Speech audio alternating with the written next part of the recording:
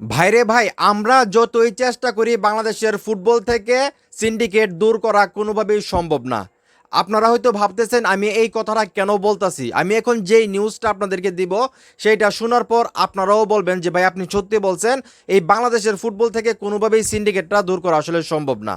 আপনারা সবাই জানেন বাংলাদেশ আর কয়েকদিনের ভিতরে মালদ্বীপে যাবে 4 জাতির একটা টুর্নামেন্ট খেলার জন্য, এবং সেইখানে এখন যে নিউজটা পাওয়া যাচ্ছে একজনও প্রবাসী ফুটবলারকে নেওয়া হয়েছে না। মানে চিন্তা করে দেখেন, মালদ্বীপে যাবে বাংলাদেশ থেকে 4 জাতির মানে টুর্নামেন্ট খেলার জন্য, সেইখানে একজনও প্রবাসী ফুটবলার নেওয়া হয় নাই। মানে এটা আপনারা কল্পনা করতে পারেন?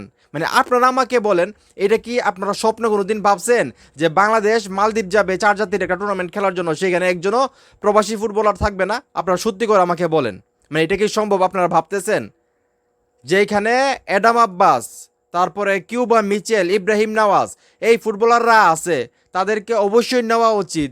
তারা সামনে জাতীয় দলে ঢুকবে, তারা সাব চ্যাম্পিয়নশিপ খেলবে, তারা কতটা ভালো খেলে, তারা মানে তাদের যে উন্নতিটা ফুটবলে সেটা কিভাবে করবে যদি তারা এই এই ম্যাচগুলো না খেলতে পারে। আমি যতটুকু জানি আপনাদেরকে একটা নিউজ দিছিলাম যে রুনান সুলেমান এবং ডেকলান সুলেমান মানে মালদ্বীপে গিয়ে খেলতে পারবে না, কারণ তাদের পার্সোনাল ইস্যু আছে, তারা মানে ক্লাস পরীক্ষা আছে, সেই জন্য তারা খেলতে পারবে না।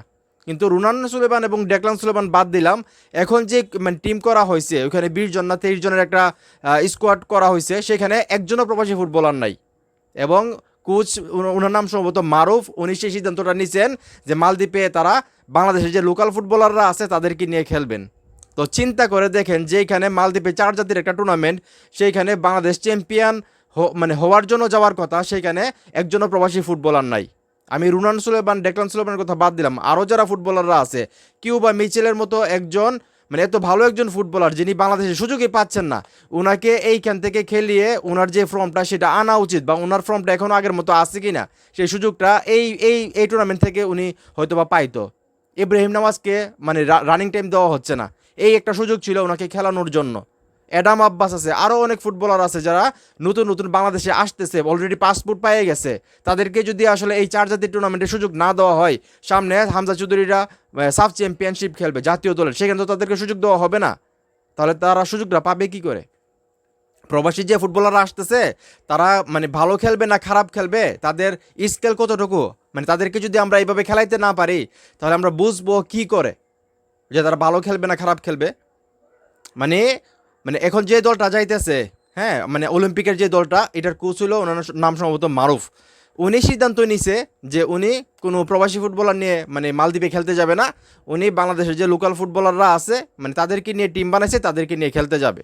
তো এটা কতটা যৌক্তিক আমি বুঝতেছি না, কারণ প্রবাসী ফুটবলারদেরকে যদি আপনারা এই ম্যাচগুলোতে না খেলান, তাহলে আমরা বুঝবো কি করে মানে বাংলাদেশের যে এখন বর্তমানে মেন কোচ, উনি কি করে আসলে ভালো প্লেয়ার খুঁজে বের করবে এবং জাতীয় দলে নিবে? এই ম্যাচগুলো খেলার পরেই তো আসলে ওইখান থেকে সিলেকশন করা হবে, ঠিক না? তো আমি আসলে বুঝি না বাংলাদেশের মানে এই কাজটা কেন করা হইতেছে, তাদের পার্সোনাল কোনো রিজন আছে কি না, নাকি বাংলাদেশের লোকাল ফুটবলারদেরকে সুযোগ দেওয়ার জন্য এই কাজগুলো করা হচ্ছে, নাকি কোনো সিন্ডিকেট আছে, এটা হয়তো জানি না। কিন্তু এই জিনিসটা আমার খুবই ভয় লাগতেছে এবং মানে হাস্যকর লাগতেছে যে প্রবাসী কোনো ফুটবলার মালদ্বীপের 4 জাতির যে টুর্নামেন্ট হবে সেখানে খেলতে যাবে না। ভাই এইটা মানে এটা কি সম্ভব? মানে পৃথিবীর আর কোনো দেশে মানে এত সুযোগ থাকতে যে প্রবাসী ফুটবলার, এত ভালো হাই কোয়ালিটির ফুটবলারদেরকে রেখে মানে লোকাল ফুটবলার নিয়ে তারা যাচ্ছে মালদ্বীপে 4 জাতির টুর্নামেন্ট খেলার জন্য। মানে আল্লাহ জানে তাদের মনে বা ভিতরে কি চলতেছে, তারা কি চাইতেছে, একমাত্র তারাই ভালো বলতে পারবে। তবে আমি খুবই হতাশ, সত্যি কথা আমি খুবই হতাশ। আমি হয়তো ভাবছিলাম যে এখানে কিউ বা মিচেল অবশ্যই চান্স পাবে, সত্যি কথা আমি ভাবছিলাম যে অনেকগুলো প্রবাসী ফুটবলার খেলবে, এখানে কিউ বা মিচেল খেলবে এবং ওনার যেই মানে ফর্মটা সেটা হয়তো আবার ব্যাক পাবে, বা উনি এখন কোন লেভেলে আছে সেটা হয়তো আমরা জানতে পারবো। কিউ বা মিচেল ব্যাক করা উচিত, আমি যেটা মনে করি, বাংলাদেশের 23 দল হোক বা জাতীয় দল হোক, মানে ওনার যে কোয়ালিটি সেটা আপনারা সবাই জানেন। তো সেইখান থেকে মানে চিন্তা করে দেখেন, বাংলাদেশ থেকে মালদ্বীপে যাবে 4 জাতির টুর্নামেন্ট খেলতে আমাদের মারুফ ভাই, যিনি এই দলের কোচ হিসেবে যাচ্ছেন, উনি কোনো প্রবাসী ফুটবলারই নিতে চাচ্ছেন না, যেটা জানতে পারলাম উনি বাংলাদেশের লোকাল ফুটবলারদের দিয়ে খেলবেন। এখন উনি কি প্রমাণ করতে চাইতেছেন আমি বুঝতেছি না। উনি কি এইটা প্রমাণ করতে চাচ্ছেন যে প্রবাসী ফুটবলারদেরকে ছাড়াও আমরা আসলে মানে মালদ্বীপ গিয়ে আমরা চ্যাম্পিয়ন হয়ে যাবো, এরকম একটা কিছু?